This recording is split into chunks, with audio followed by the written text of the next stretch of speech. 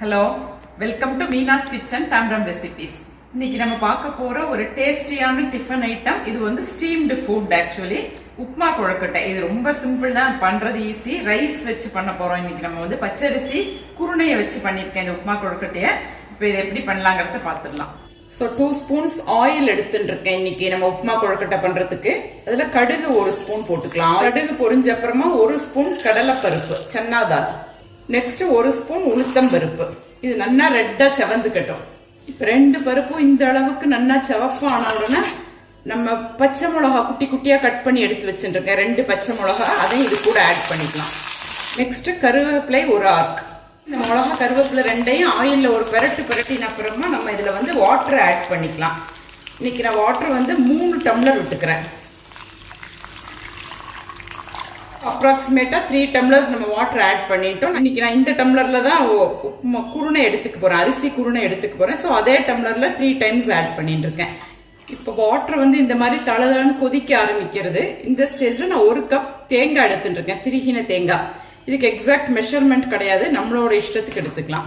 So நான் குட்டி கப்பால 1 cup தேங்காய் எடுத்துட்டு இருக்கேன், அதை ஆட் பண்ணிட்டேன். நெக்ஸ்ட் டேஸ்ட்டுக்கு சால்ட்.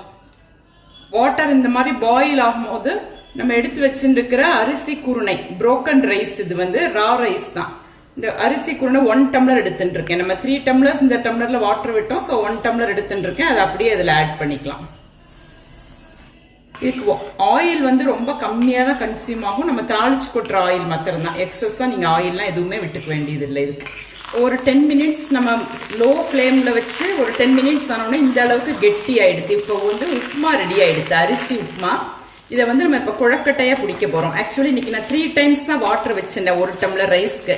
இது வந்து நம்ம உப்புமா குழக்கட்டை பண்ணனாக்க கொஞ்சம் இது வந்து 80% தான் இப்போ வெந்திருக்கும், உப்புமாவாயிருக்கு. இப்போ நான் இந்த ஸ்டேஜில் ஸ்டவ் ஆஃப் பண்ணிடுறேன். சப்போஸ் ரைஸ் உப்புமாவா பண்ணணும் அப்படின்னா இன்னும் கொஞ்சம் ஜாஸ்தி நம்ம வாட்டர் எடுத்துக்கணும், ஒரு 1/2 டம்ளர் கூட எடுத்துக்கணும். அப்பதான் நல்லா குழஞ்சு வெந்து வரும். இது வந்து ஒரு 80 to 90% தான் இப்ப நல்லா குக் ஆயிருக்கும். திருப்பி இதை ஸ்டீம்ல வச்சு நம்ம எடுக்கிறதுனால இது இந்த அளவுக்கு வெந்தா போடும். ஸ்டீம்ல வைக்கும் போது திருப்பி நல்லா 100% நல்லா வெந்துடும் உப்புமா கொழுக்கட்டை நமக்கு. இப்ப நம்ம இந்த அரிசி உப்புமா வந்து நல்லா ஆறி எடுத்து நமக்கு. ஸோ இந்த மாதிரி நல்லா ஆறின அப்புறமா நம்ம கையில வந்து லேசா ஈரம் தொட்டுக்கலாம். வாட்டரை தொட்டுண்டு இதை அப்படியே குழக்கட்டை பதத்துக்கு நம்ம உருட்டிடுறோம். நமக்கு என்ன சைஸ் குழக்கட்டை வேணுமோ அந்த சைஸ்க்கு உருட்டிக்கலாம். உப்புமா குழக்கட்டை தான். இதை இந்த மாதிரி ஷேப்க்கு நல்லா உருட்டிண்டு அப்புறமா நம்ம ஸ்டீம் பண்ணிடலாம்.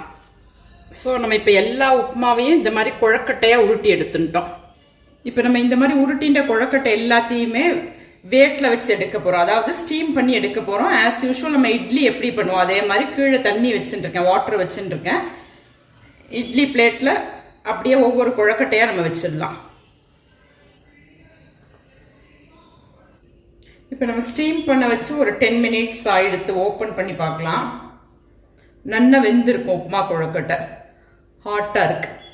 ஸோ இப்போ நல்லா வெந்திருக்கு. இது அப்படியே ஒரு பிளேட்ல நான் டிரான்ஸ்ஃபர் பண்ணிக்கிறேன் எல்லாத்தையுமே. ஸோ இப்போ நம்ம சூப்பர் டேஸ்டியான ஹெல்த்தியான ஒரு ஸ்டீம்டு ஃபுட் உப்புமா கொழுக்கட்டை ரெடி பண்ணிட்டோம். ரொம்ப ஆக்சுவலி இந்த உப்புமா கொழுக்கட்டைக்கு நம்ம தொட்டுக்கிறதுக்கு வந்து வெல்லம் வச்சுட்டு தொட்டுண்டா கூட டேஸ்ட் வந்து ரொம்ப அவசரமா இருக்கும். சாம்பார் ரொம்ப நல்லா இருக்கும், கோகனட் சட்னி ரொம்ப நல்லா இருக்கும்.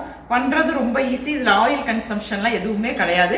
ஹெல்த்துக்கு ரொம்ப நல்லது நம்ம ஸ்டீம் பண்ணி பண்றதுனால. எப்படி இட்லிலாம் பண்றோம் அதே மாதிரி தான் இதுவும். ரொம்ப சிம்பிள். இந்த டேஸ்டியான உப்புமா கொழுக்கட்டையை எல்லாருமே ட்ரை பண்ணி பார்த்து எப்படி இருக்குங்கிறதுக்கு எனக்கு ஃபீட்பேக் கொடுங்க. தேங்க்யூ.